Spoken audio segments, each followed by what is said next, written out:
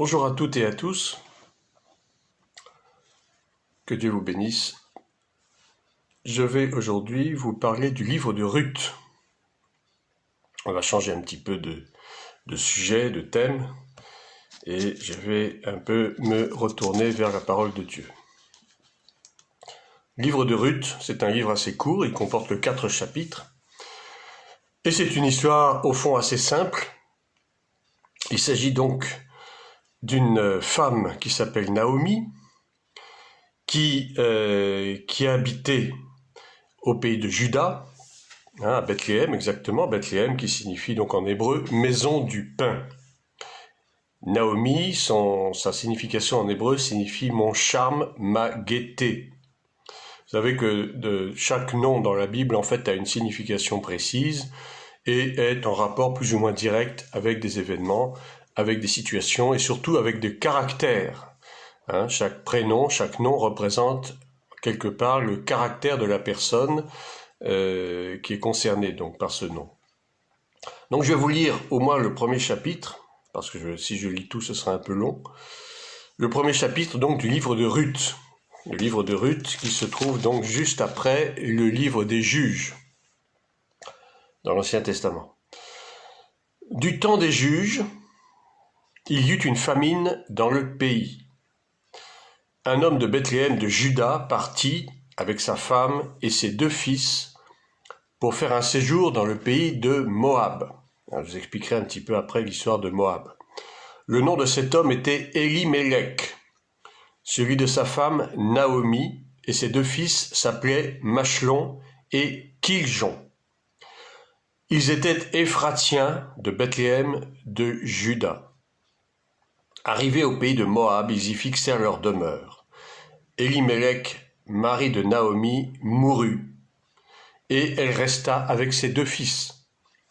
Ils prirent des femmes moabites, dont l'une se nommait Orpa, et l'autre Ruth, et ils habitèrent là environ 10 ans.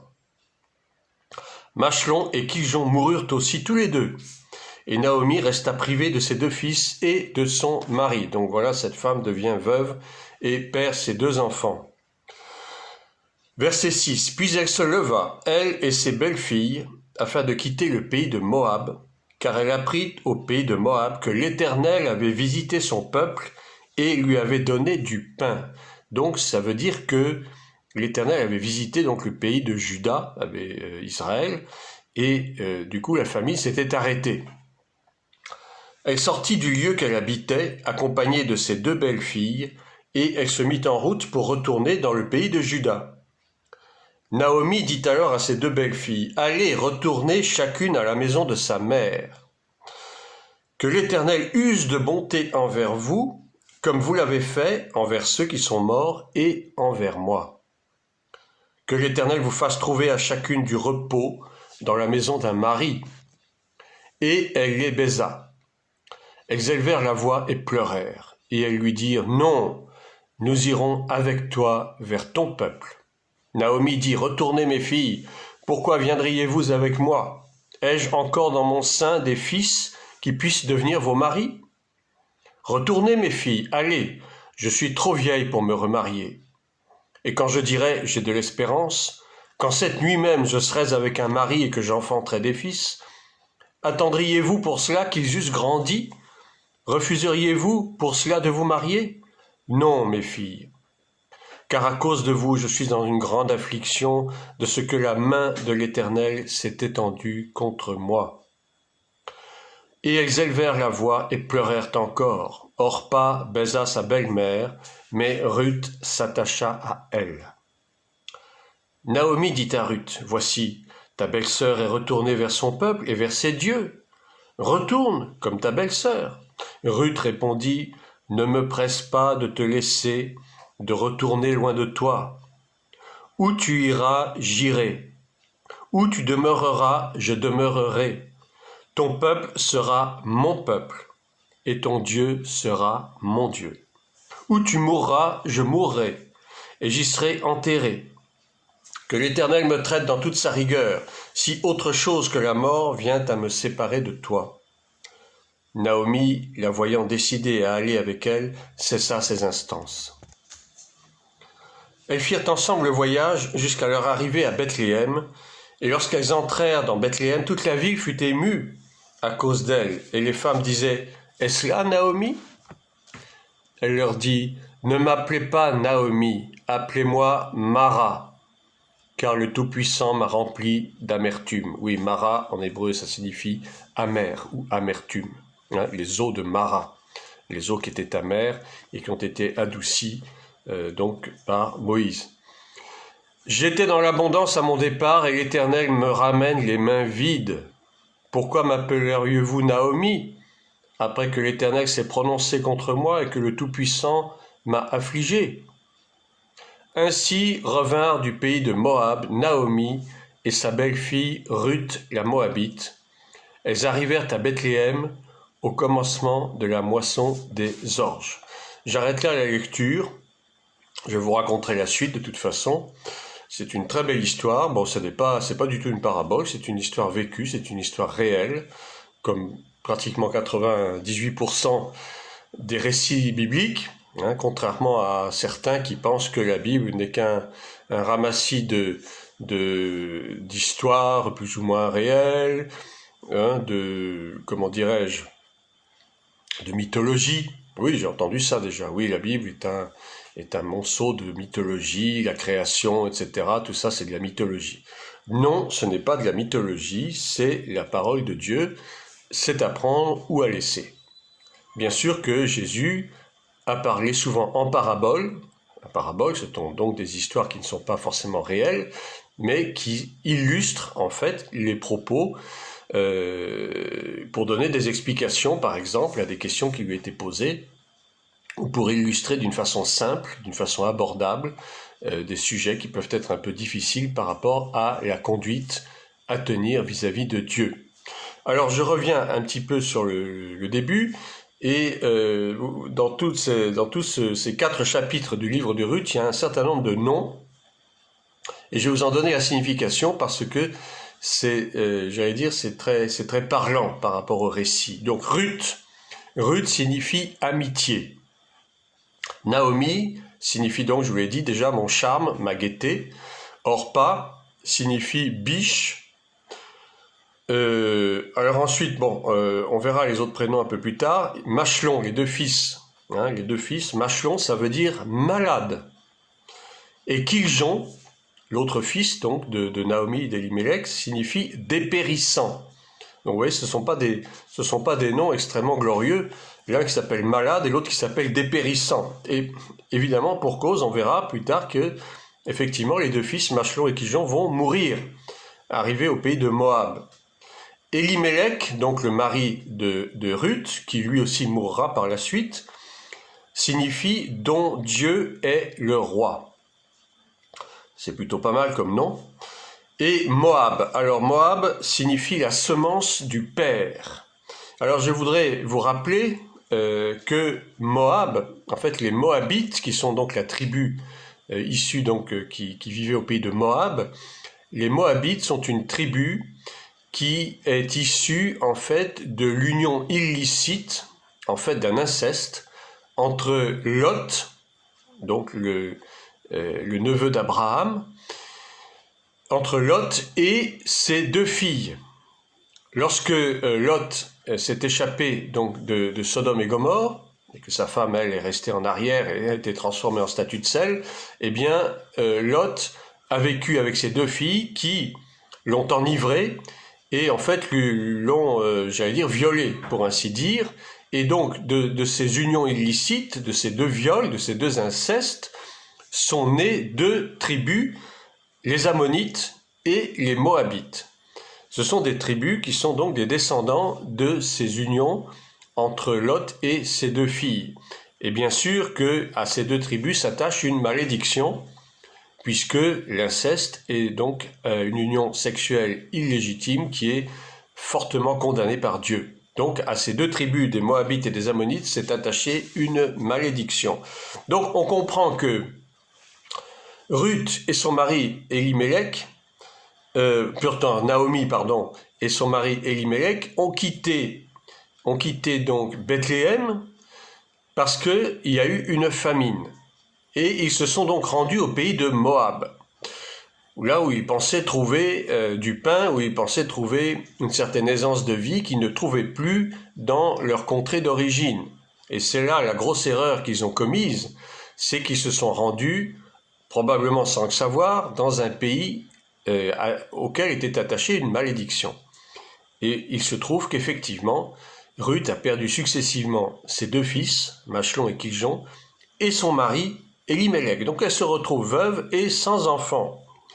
Et entre-temps, les 2 enfants, Machlon et Kiljon, avaient épousé 2 femmes moabites, donc issues donc, de la tribu des Moabites, qui sont des tribus que Dieu a réprouvées, puisque ils provenaient donc d'unions illicites, d'unions incestueuses.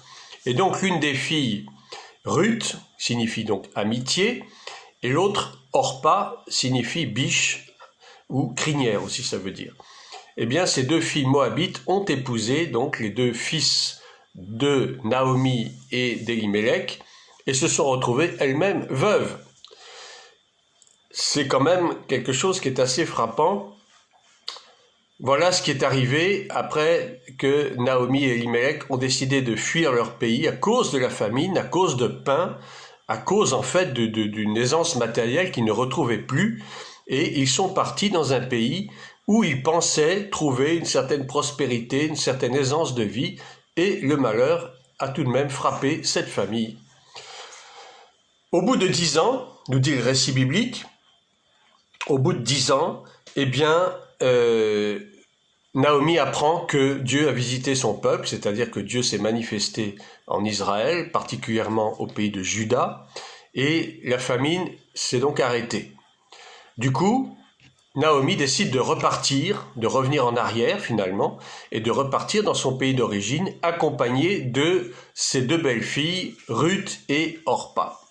Or, voilà ce qui se passe, c'est que au moment de se séparer, eh bien, Naomi fait des instances auprès de ces 2 belles-filles pour les inciter à retourner dans leur pays d'origine, c'est-à-dire en Moab. Et a été donc prête à retourner seule en Juda.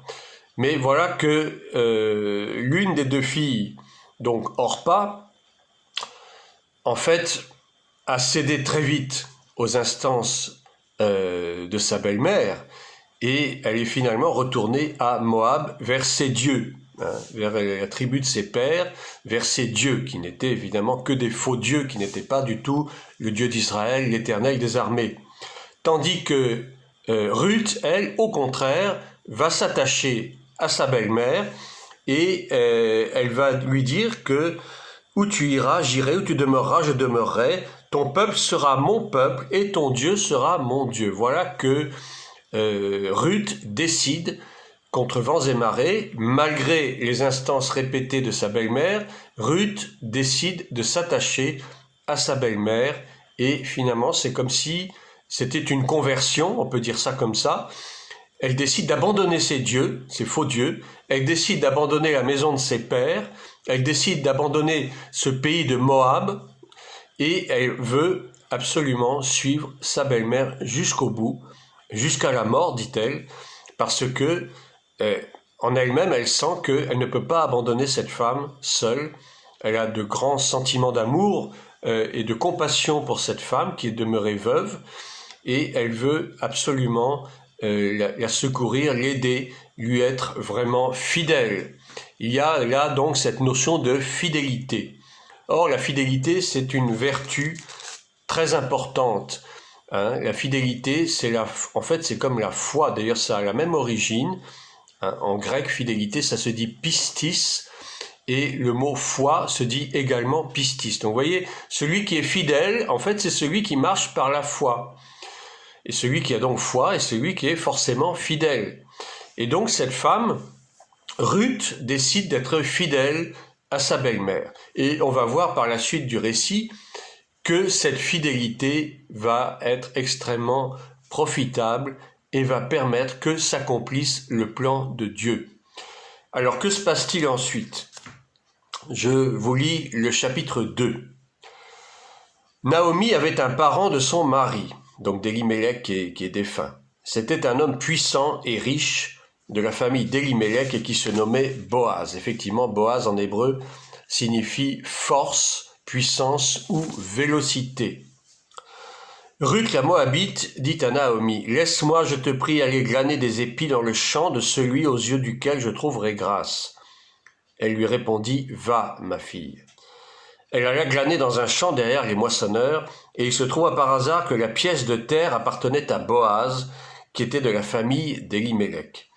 Et voici, Boaz vint de Bethléem, donc la maison du pain, et il dit au moissonneur, « Que l'Éternel soit avec vous. » Ils lui répondirent, « Que l'Éternel te bénisse. » Et Boaz dit à son serviteur chargé de surveiller les moissonneurs, « À qui est cette jeune femme ?» Donc il avait repéré cette jeune femme, cette jeune Ruth.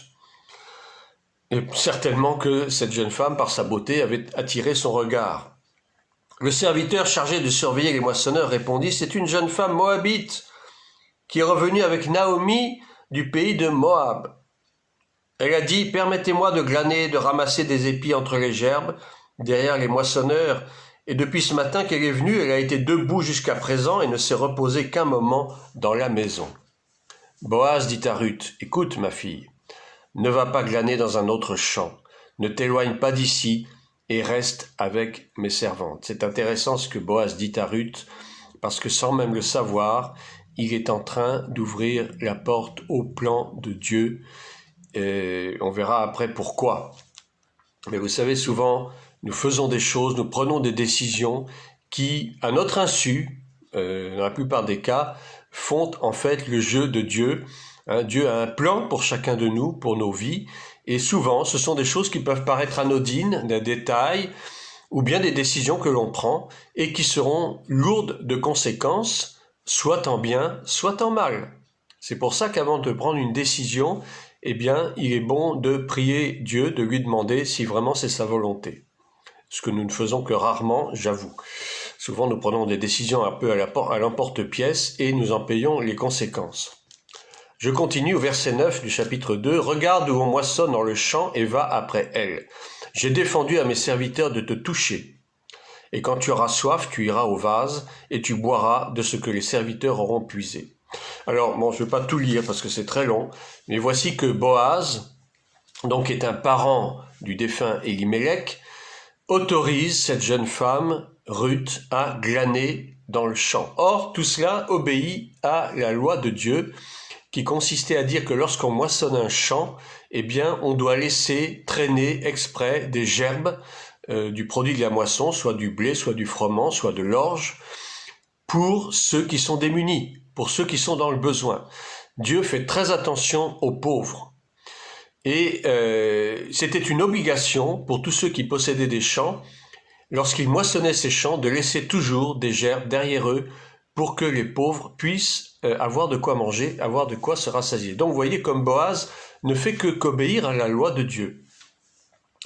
Alors, je passe un petit peu, parce que c'est long, et j'arrive au chapitre 3, et il se trouve que dans le chapitre 3, que vous pourrez lire de votre côté, je ne le lis pas pour pas trop allonger la vidéo, et donc il se trouve que Naomi, donc, qui a en fait a poussé Ruth à aller glaner dans le champ de Boaz, qui est son parent, enfin qui est le parent de son défunt mari, elle encourage Ruth à persévérer pour bien faire la connaissance de ce Boaz, parce qu'en fait, en elle mûrit le projet secret que sa belle-fille Ruth puisse épouser cet homme, qui était certainement un homme très riche, puisqu'il possédait des terres, il possédait des champs à moissonner, certainement il possédait aussi d'autres grands biens, et donc tout va être fait pour que Ruth s'approche de Boaz.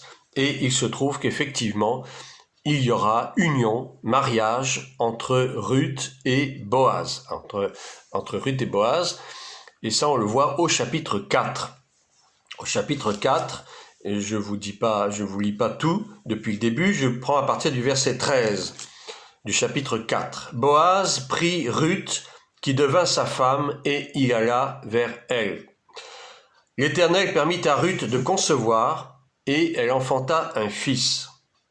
Les femmes dirent à Naomi, « Béni soit l'Éternel qui ne t'a point laissé manquer aujourd'hui d'un homme ayant droit de rachat et dont le nom sera célébré en Israël. » Effectivement, Boaz a eu droit de rachat sur Ruth. Je ne vais pas vous expliquer aujourd'hui ce que c'est que le droit de rachat, mais vous pouvez trouver ça facilement dans la parole de Dieu. Et donc, Boaz avait tout le droit d'épouser Ruth, d'en faire sa femme et d'en avoir une descendance. Cet enfant restaurera ton âme et sera le soutien de ta vieillesse, car ta belle-fille qui t'aime l'a enfanté, elle qui vaut mieux pour toi que 7 fils. Naomi prit l'enfant et le mit sur son sein, et elle fut sa garde. Donc vous voyez, la grand-mère va s'occuper de l'enfant. Les voisines lui donnèrent un nom en disant « Un fils est né à Naomi », et elles l'appelèrent Obed. Obed qui veut dire adorant. Adorant, pas odorant, mais adorant. Obed qui signifie adorant, celui qui adore en fait. Ce fut le père d'Isaïe, père de David. Et c'est là que c'est intéressant. C'est que cet Isaïe, donc père de David, est donc issu de la généalogie, donc de l'union de Boaz et de Ruth. Donc vous voyez comment le plan de Dieu s'est accompli.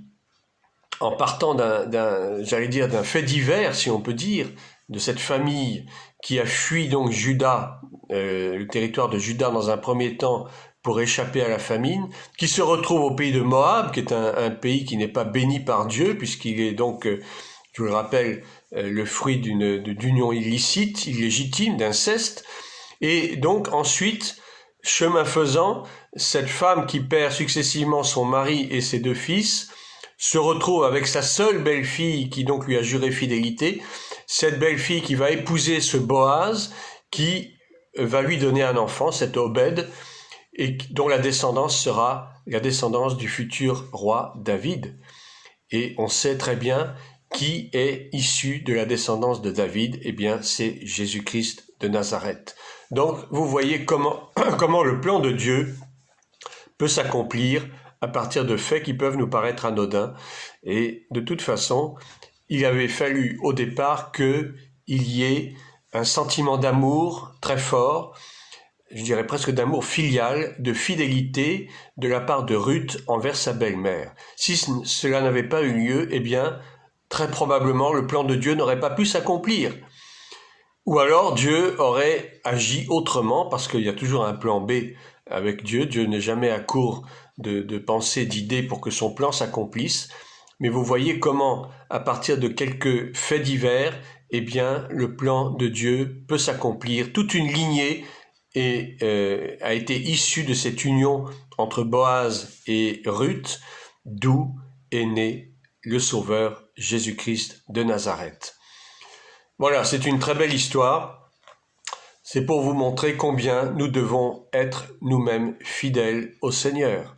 Et je dirais presque par les temps qui courent, par les temps difficiles que nous vivons actuellement, avec ces histoires de pandémie, ces histoires de port de masque obligatoire, toutes ces directives qui nous sont données à temps et à contre-temps, qui en soi n'ont de sens que pour ceux qui promulguent ces lois, eh bien, nous sommes dans des temps bouleversés, dans des temps difficiles, et il est plus que jamais nécessaire pour nous de rester fidèles au Seigneur. Prenons comme exemple cette Ruth, la Moabite, qui est restée fidèle à sa belle-mère, et on a vu comment le plan de Dieu a pu s'accomplir grâce à la fidélité de cette jeune femme.